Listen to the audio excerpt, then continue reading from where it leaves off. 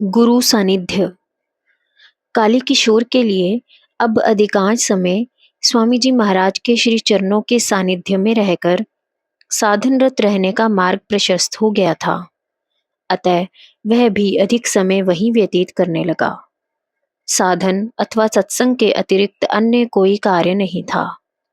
उपयुक्त समय प्राप्त हुआ तो काली किशोर ने अपना एक प्रश्न प्रस्तुत कर दिया। आपने मुझे जो मंत्र दिया है वह सो हम है, अर्थात जो वह है सो मैं हूँ, किंतु मेरे में दृष्टा भाव उदय हो गया है, यानी मैं शक्ति को अपने से भिन्न देखकर उसकी क्रिया अनुभव करता हूँ। स्वामी जी महाराज, जब ईश्वरीय शक्ति की अपने से भिन्न अनुभूति होती है तभी उससे अभिन्नता का मन में भाव प्रकट होता है। अभिन्नता का यह भाव ही सोहम है। सोहम चित्त की एक अवस्था है, बिना अनुभव किए ही केवल जप का विषय नहीं है। यह अवस्था आत्मस्थिति से पूर्व की अवस्था है। तुम अभी शक्ति को नहीं, शक्ति की क्रियाशीलता को देखते हो। शक्ति की क्रियाओं से संस्कारों, वासनाओं, वृत्तियों, भावों, स्मृतियों एवं विचारों का शुद्धिकरण होता है। जैसा कि मैंने कहा है कि यह आरंभ है। साधन की एक बहुत लंबी यात्रा है। कई कठिनाइयां आएंगी, कई उतार चढ़ाव आएंगे। कई बार तुम साधन से उदासीन हो जाओगे। कई बार तुम्हारे विपरीत संस्कार तुम्हारा मार्ग रोककर खड़े हो जाएंगे। लंबे समय के पश्चात यदि साधन की निरंतरता बनाए रखोगे तो तुम्हें शक्ति की अपने से अभिन्नता का अनुभव होगा। शक्ति का शुद्ध स्वरूप प्रकट होगा। यदि लगे रहे तो एक दिन मेरे जैसी अवस्था को प्राप्त हो जाओगे। अच्छा, अब एक भजन गाओ। काली किशोर, मुझे अधिकतर बंगला भाषा के ही भजन याद हैं। हिंदी भाषा के 2-4 भजन ही आते हैं, सो एक सुनाता हूँ। मीराबाई के भजन मुझे बहुत अच्छे लगते हैं। री मेरे पार निकस गया, सद्गुरु मारया तीर। विरह भाल लगी उर अंदर, व्याकुल भया शरीर। इत उत चित चले नहीं कबहूँ, डारी प्रेम जंजीर। के जाने मेरो प्रीतम प्यारो, और न जाने पीर। कहाँ करूँ मेरे बस नहीं सजनी, नैन झरत दोई नीर। मीरा कहे प्रभु तुम मिलिया बिना, प्राण धरत नहीं धीर। स्वामी जी महाराज के मुख से बहुत अच्छा निकल गया। फिर कहने लगे, मीरा तो प्रेम दीवानी थी। प्रेम के बिना योग सिद्धि भी कैसे संभव है। लोगों को ऐसी आदत हो गई है कि विभिन्न साधनों को एक दूसरे से सर्वथा भिन्न मानते हैं, उनमें तुलना करते हैं, अपने साधन क्रम को सबसे ऊंचा समझते हैं। यह सब अभिमान की बातें हैं। साधन परायण प्रभु प्रेमी इस झमेले में नहीं पड़ते। शक्ति जागृत हो जाती है तो सब साधनाएं एक हो जाती हैं। उन्नति के लिए जब जिस साधन की आवश्यकता होती है, संस्कार अनुसार शक्ति अंतर में प्रकट कर देती है। यह मत समझ लेना कि मीराबाई केवल आणवो उपाय की साधिका थी। जब शक्ति की क्रियाओं में उसका मन रूपी एक तारा बज उठता था तो हृदय रूपी भाव समुद्र में प्रभु प्रेम की संगीतमय स्वर लहरियां उभरने गूंजने लगती थी। सामान्यतः जनमानस के कई तार हैं। कभी मन किसी एक इंद्री से संयुक्त होकर कभी विषय में भ्रमण करने लगता है, तो कभी किसी दूसरी इंद्रियों के संयोग में आकर। मीराबाई के मन का एक ही तार था जो हर समय प्रभु प्रेम की स्वर लहरियों ही उत्पन्न करता रहता था।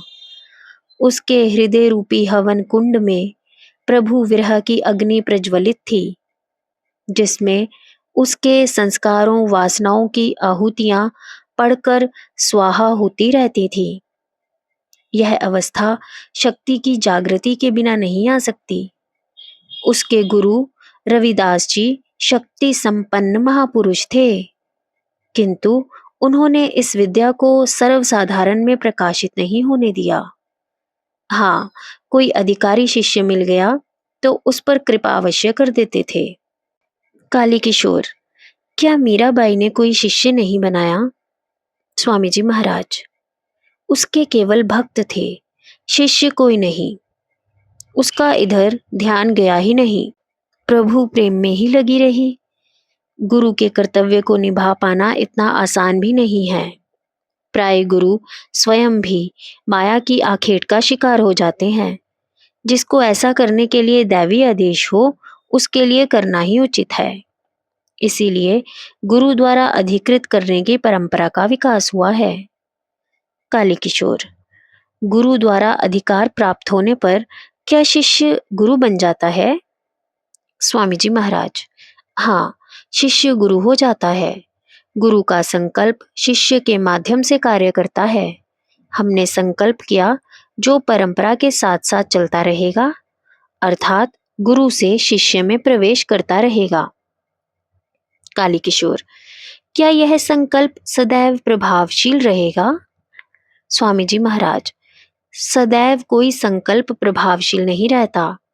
जैसे जैसे परंपरा तथा साधन में स्वार्थ, लोलुपता, राग द्वेष तथा अभिमान का प्रभाव बढ़ता जाएगा, संकल्प विलीन होता जाएगा।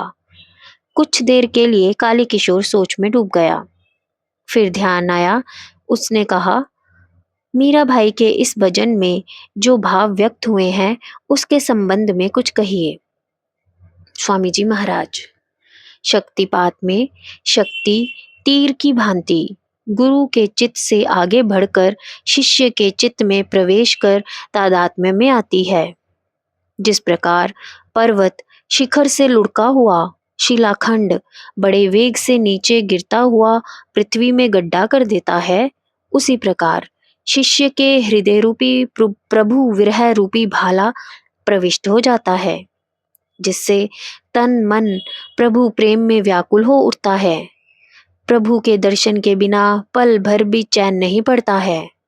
मन जगत के विषयों, भोगों तथा आकर्षणों की ओर से उदासीन हो जाता है।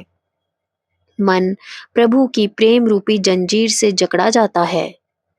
चित्त की यह अवस्था साधक के लिए बड़ी पीड़ादायक होती है, पर इस पीड़ा में भी एक आनंद होता है।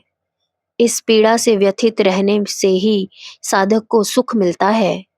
वह भोगों के अथाह जंगल में भटकने की अपेक्षा इस पीड़ा के बियाबान मरुस्थल में भटकते रहना चाहता है।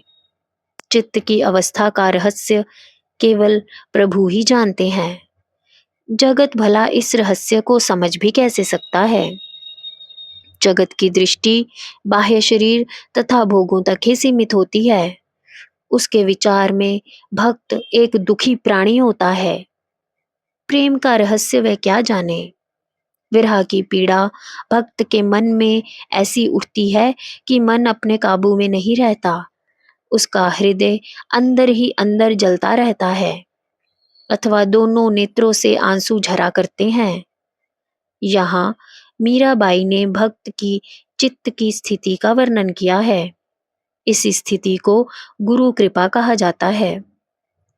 धन वैभव की प्राप्ति कृपा नहीं है, वह तो प्रारब्ध के अनुसार मिलता ही रहता है। आगे चलकर मीराबाई कहती हैं कि प्रभु के मिले बिना मन धीरज भी कैसे धारण कर सकता है। एक और प्रभु विरह में तड़पते रहने की आकांक्षा तथा दूसरी ओर प्रभु मिलन के लिए अधीरता, कैसी समस्या है। काली किशोर, किंतु मुझे तो आपकी कृपा से अभी से ईश्वरीय शक्ति की अपरोक्ष अनुभूति प्राप्त हो गई है, फिर मुझे विरह भाव की क्या आवश्यकता है। स्वामी जी महाराज, तुम्हें अपरोक्ष अनुभूति तो क्या, अभी परोक्ष अनुभूति भी प्राप्त नहीं हुई। यह तो आरंभ मात्र है, गंतव्य अभी बहुत दूर है। संस्कारक्षय तथा वासनाक्षय के लिए तुम्हें लंबे समय तक साधन करना पड़ेगा। फिर शक्ति की शुद्ध स्वरूपता फिर शक्ति की ईश्वर से अभिन्नता, शक्ति की सर्वव्यापकता एवं सर्वज्ञता, कई पड़ाव हैं। अभी चित्त पर संस्कारानुसार शक्ति की क्रियाशीलता ही प्रकट हुई है। वासना का उभार इस अनुभूति के प्रभाव को भी मटियामेट कर सकता है। अपने असली घर की ओर अभी तुम्हारा एक कदम भी आगे नहीं बढ़ा है। विरह की अग्नि तुम्हारे साधन की निरंतरता को बनाए रखने में सहायक होएगी।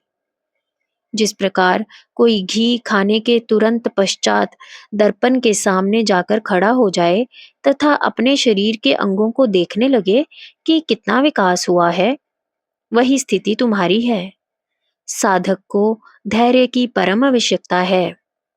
धैर्य के अभाव में साधन चौपट हो जाता है। काली किशोर चुप हो गया। उसकी बुद्धि एकदम कुंठित सी होकर रह गई। वह विचार करने लगा, मैं कितनी जल्दी कर रहा हूँ। एक ही छलांग में पहुंच जाना चाहता हूँ। इतनी लंबी यात्रा में अभी पहला पड़ाव भी नहीं आया। पहला कदम लेने के लिए अभी तो पांव ही उठाया है। समस्याएं, वासनाएं, विक्षिप्तताएं, अंतर्वेदनाएं, उच्छलंकताएं और ना जाने क्या क्या मेरा मार्ग रोकने के लिए खड़ी हैं। किंतु मैंने ऐसा मान लिया कि मैं पर्वत शिखर पर चढ़ गया हूँ। धिक्कार है मुझ पर। स्वामी जी महाराज, शक्तिपात दीक्षा कोई सिद्धावस्था नहीं है। शांभवोपाय दीक्षा के अपेक्षा शाक्तोपाय दीक्षा का स्तर बहुत निम्न है। शाक्तोपाय दीक्षा केवल प्रारंभ है।